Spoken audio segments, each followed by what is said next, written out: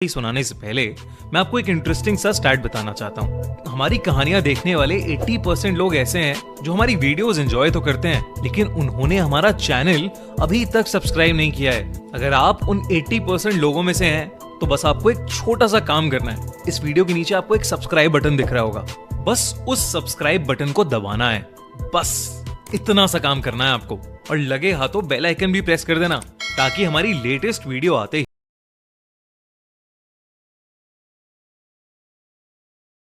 मनाली की ठंडी रातें और पहाड़ों की गहरी खामोशी, बस यही सुनाई दे रहा था।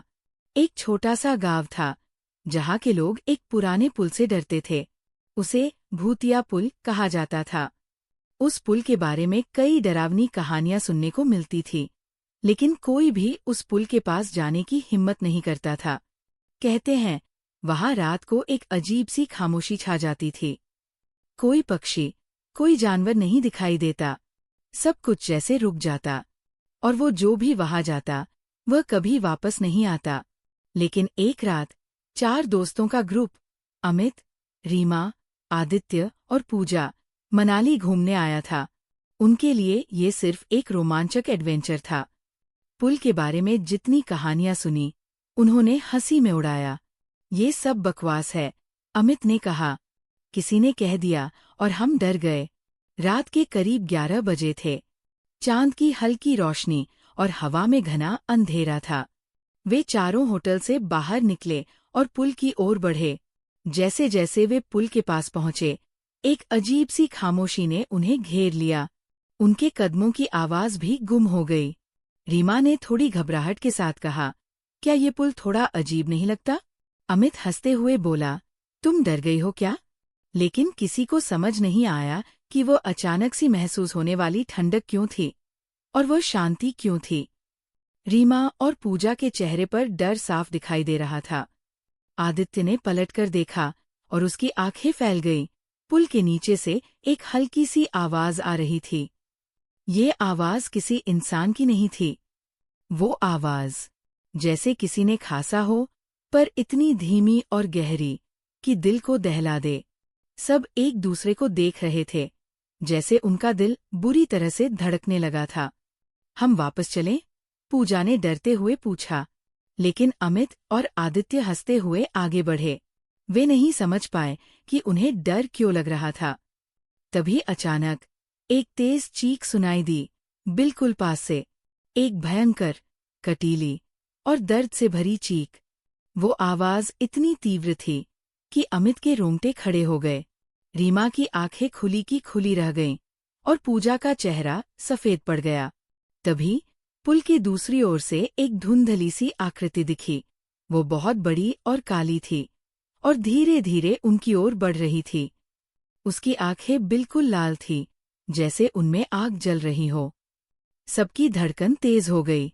जैसे ही वो आकृति पास आई, एक सर्द सी हवा उनके चेहरे से टकराई, और उसकी परछाई ने जैसे उन्हें घेर लिया।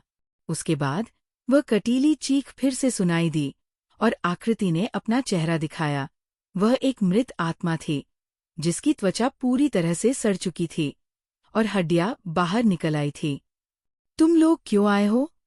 उसकी आवाज इतनी भयानक थी कि सबके कानों में गूंजने लगी। ये पुल मेरी कब्र पर बना है। तुम सब यहीं रहोगे। तुम नहीं जा सकोगे। अचानक से पुल की लकड़ी की दीवारें चरचरा उठीं, जैसे कुछ भारी चीज उन पर गिर रही हो। फिर से वो चीख सुनाई दी, और आकृति ने अपना हाथ बढ़ाया, जैसे उन्हें खींचने के लिए। पूजा ने सबसे पहले आवाज निकाली, भागो, और सभी ने दौड़ना शुरू कर दिया।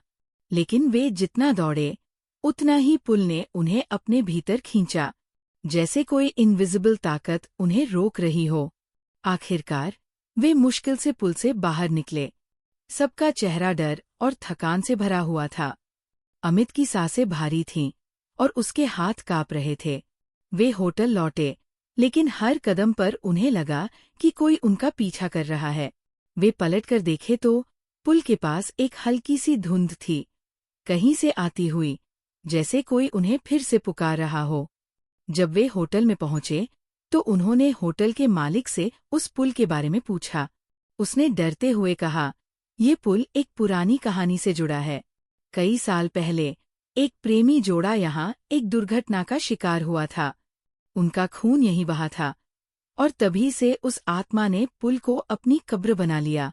रात को वह आत्मा उन लोगों को पकड़ लेती है जो उसके पास जाते हैं। जो वापस लौटते हैं वे हमेशा उसी डर के साए में रहते हैं। उस रात के बाद अमित और उसके दोस्त मनाली में कभी भी उस पुल के पास नहीं गए। वे जानते थे कि उस पुल की काली परछाई, उस भूत या आत्मा का रहस्य कभी नहीं खुल पाएगा। लेकिन कुछ आवाजें, कुछ साए और वह डर उनके दिमाग में हमेशा के लिए रुक गए थे। हर रात जब वे सोने की कोशिश करते तो उन्हें वो चीख और जलती आंखें याद आती। और कभी-कभी रात के अंधेरे में अमित को लगता था कि कोई उसे पुकार रहा है, तुमने मुझे देखा था, अब तुम मेरा हिस्सा बन चुके हो। मनाली का भूतिया पुल आज भी खड़ा है और कहा जाता है कि रात के समय अगर आप वहां जाएं, तो आप उसकी गहरी चीखों और कटीली परछाइयों को महसूस करेंगे।